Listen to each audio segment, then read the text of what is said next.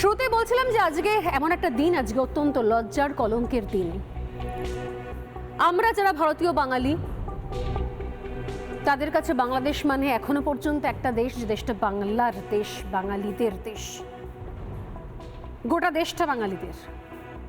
এবং সেটা করার জন্য একটা রক্তক্ষয়ী যুদ্ধ পেরোতে হয়েছে বাংলাদেশকে, যাকে আমরা মুক্তিযুদ্ধ বলে জানি।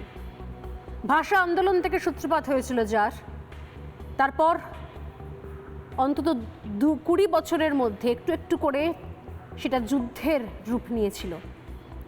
71-এর মুক্তিযুদ্ধের ইতিহাস আমাদের পড়া, আমাদের জানা। 71-এর মুক্তিযুদ্ধের জন্য প্রতি বছর বিজয় দিবস উদযাপিত হয় ঘটা করে বাংলাদেশে, এমনকি সে বিজয় দিবস পালিত হয় আমাদের দেশেও, কারণ ভারতবর্ষ সেদিনকে সাহায্যের হাত বাড়িয়ে দিয়েছিল যাতে বাংলাদেশ স্বাধীন হয়ে উঠতে পারে। যুদ্ধে জেতার পর পাকিস্তান আর্মিকে সারেন্ডার করানোর পর ভারত চাইলে পুরো দেশটাকে নিজের কবজায় নিতে পারত, কিন্তু নেয়নি। কারণ ভারত চেয়েছিল স্বাধীনভাবে দেশটা বাঁচুক, স্বাধীনভাবে এগিয়ে চলুক। আর এই পুরো স্বাধীনতাটাই এসেছিল মুক্তিযোদ্ধাদের জন্য। আজ এমন একটা দিন, এখন বলা হয় বাংলাদেশকে ডিসেম্বর মাস হচ্ছে বিজয়ের মাস, কারণ ডিসেম্বর মাস মানেই 16ই ডিসেম্বর, ডিসেম্বর মাস মানেই মুক্তিযুদ্ধের মাস, মুক্তিযোদ্ধাদের অবদান মনে করানোর মাস। তাই এই ডিসেম্বর মাসকে বলা হয় বিজয়ের মাস। আর এই বিজয়ের মাসে মুক্তিযুদ্ধের খেতাব প্রাপ্ত বীর মুক্তিযোদ্ধা, তাকে সর্বসমক্ষে নিয়ে এসে তার গলায় জুতোর মালা পরিয়ে তাকে চরম হেনস্থা করা হলো, নাস্তানাবুদ করা হলো, গ্রামে গ্রামে ঘোরানো হলো এবং বলা হলো যে হাত জোড় করে ক্ষমা চাও এবং বলো যে আজকের মধ্যেই গ্রাম ছেড়ে চলে যাবে, তার যেন কোনো পরিবারের কেউ লোকজন আর সেখানে থাকতে না পারে। এইটাই বাংলাদেশের ছবি। এই বাংলাদেশ নাকি মেধাবীদের জন্য আন্দোলন করতে গিয়ে নতুন করে আবার 3 নম্বর বারের জন্য নাকি স্বাধীন হয়েছে। এই সেই বাংলাদেশ, বাঙালিদের বাংলাদেশ মনে হচ্ছে না।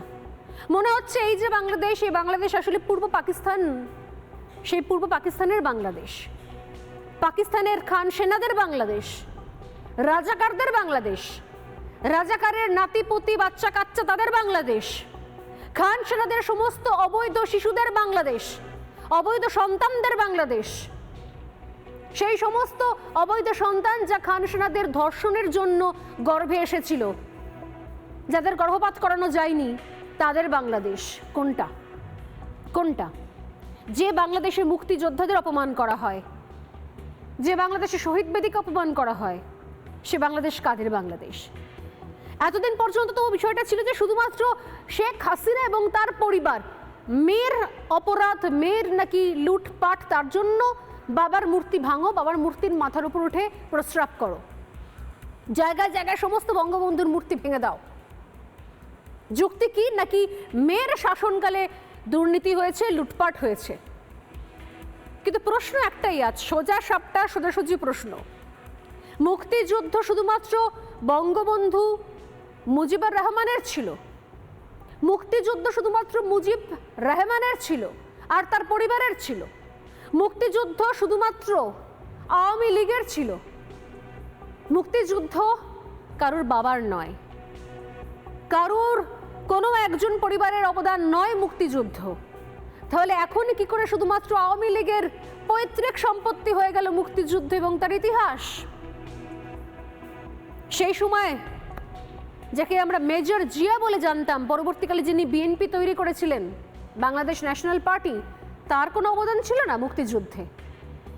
তিনি মুক্তিযুদ্ধে কোনো ভূমিকা পালন করেননি। তাহলে কার সঙ্গে কার লড়াই? আসলে লড়াইটা যার সঙ্গে যার হোক না কেন, জিতছে, হাসছে ওই রাজাকার, রাজাকারের পরিবার, রাজাকারদের উত্তরসূরি, রাজাকারদের বাচ্চা কাচ্চা নাতিপুতি। আসলে জিতটা তাদের, আসলে জিতটা সেই সমস্ত পাকিস্তানি খান সেনার অবৈধ সন্তানদের প্রজন্মদের। এর বাইরে কিছু হতে পারে না। আমি যে কথাগুলো বলছি, কথাগুলো শুনতে অনেকেরই খারাপ লাগবে, কিন্তু ছবিটা দেখলে আর সেই খারাপ লাগা থাকবে না, তখন অপমানের লজ্জায় মাথা হেট হয়ে যাবে। চলো শুরুতেই দেখাই আজকে এই ডিসেম্বরের মাস, বিজয়ের মাসে কি ছবির সাক্ষী থাকতে হলো আমাদের। চলুন দেখা যাক। এই মুহূর্তে যে ছবিটা আমরা দেখতে পাচ্ছি, এই ছবিটা হচ্ছে সোশ্যাল মিডিয়া থেকে পাওয়া এবং এই ছবি এই মুহূর্তে ভাইরাল। এই ছবি নিয়ে বাংলাদেশের প্রতিটা মানুষ এই মুহূর্তে আলোচনা করছে। এই লাল জামা পরা যে বয়স্ক মানুষকে দেখতে পাচ্ছেন, ইনি হচ্ছেন মুক্তিযোদ্ধা। শুধুমাত্র মুক্তিযোদ্ধা নয়, খেতাব প্রাপ্ত মুক্তিযোদ্ধা। লাল সোয়েটার পরে যাকে দেখতে পাচ্ছেন, কুমিল্লার ছবি এটা, এবং সেখানে তাকে জুতো পরে ঘোরানো হয় এবং তাকে প্রকাশ্য ক্ষমা চাইতে বাধ্য করা হয় এবং তাকে বলা হয়, দেখতে পাচ্ছেন ঘিরে ধরে রয়েছে লোক লস্কর, মারাত্মক অপরাধ করে ফেলেছেন মুক্তিযোদ্ধা।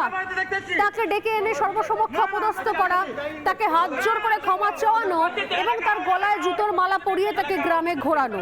আমি একবার বলবো আমার টিমকে পুরো ছবিটা একবার ফুল ফ্রেমে দেখানোর জন্য আর কথোপকথনগুলো শোনানোর জন্য। অনেকেই শুনতে পারবেন, অনেকেই বাংলাদেশের অ্যাকসেন্ট বোঝেন। দেখুন, শুনতে পাচ্ছেন কি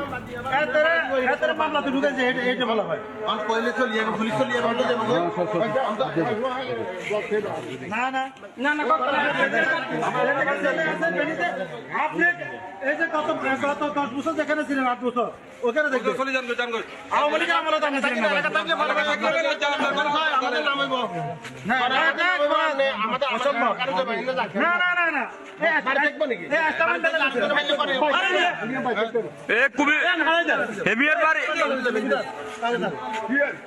যে উনার এলাকা থাকবে না, পুরো কুমিল্লার বাইরে এলাকা না, কুমিল্লার বাইরে, পুরো কুমিল্লার বাইরে। আপনি পোলা বানালে না না, পুরো কুমিল্লার বাইরে, একদম কুমিল্লা।